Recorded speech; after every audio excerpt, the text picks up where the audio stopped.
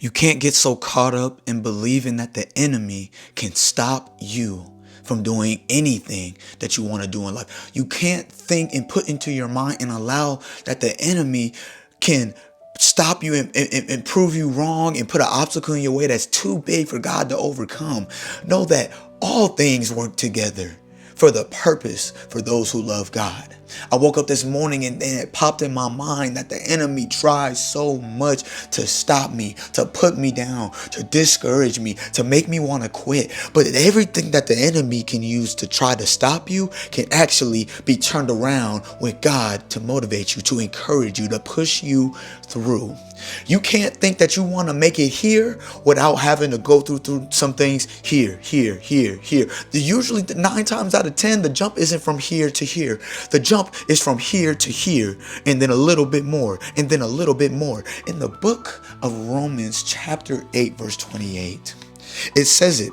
And we know that in all things God works for the good of those who love him, who have been called according to his purpose. Even for the people that want to say, well, I got fired. Well, they cheated on me. Well, this person beat me. Well, this person traumatized me. Well, this person did this for me. This did this to me. This company did this. It's not to say that who cares. Your feelings are valid. Your emotions are valid. But you have to understand that that can't be used against you. Sin can't be used against you. The blood has already washed it away. The lamb has already came. The sacrifice was already given. The sin can't be held against you when you have judgment day. If you love God, if you trust God, you actually believe in God. Not just believe what he says, but actually believe in him and what he is, who he is, and what he says is and will come together one day.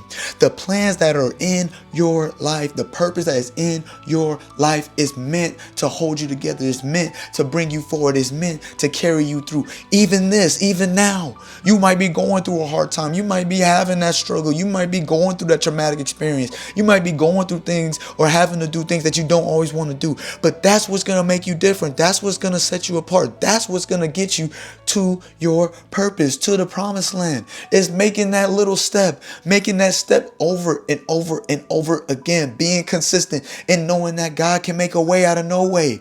They can take the house, they can take the car, they can take the family, as long as they don't take your life.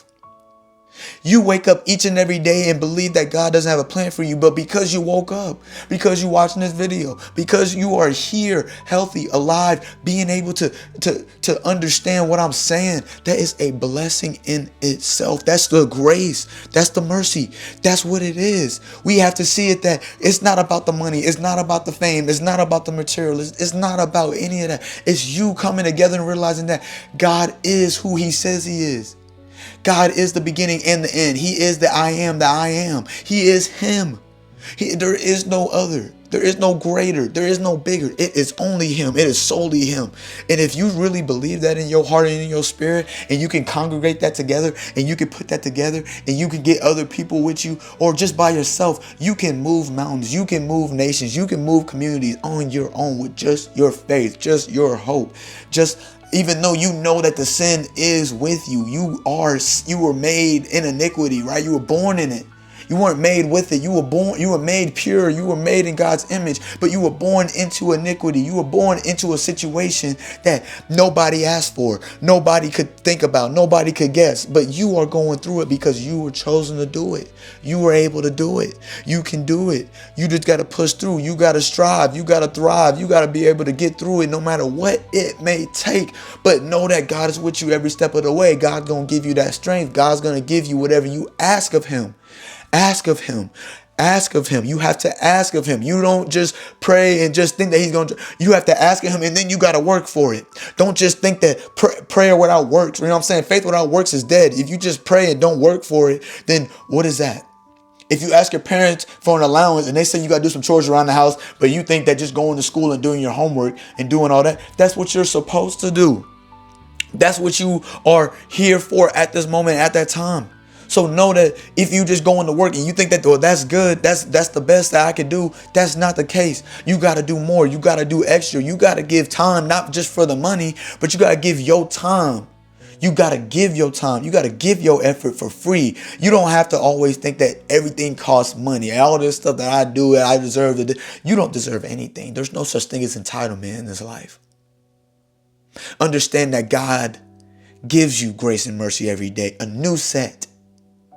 So even now, know that Romans 8:28, everything that happens in your life is all for your purpose and for your good. If you love God. You love God, God loves you. Know that God isn't going to chase you, but he's going to pursue you. All you got to do is turn around and let him meet you halfway. Man, I appreciate y'all for tapping in with me on this message, bro. It really meant a lot to me, man. If it meant a lot to you, please like, comment, and subscribe on the channel, bro. And I hope y'all catch me on the next one.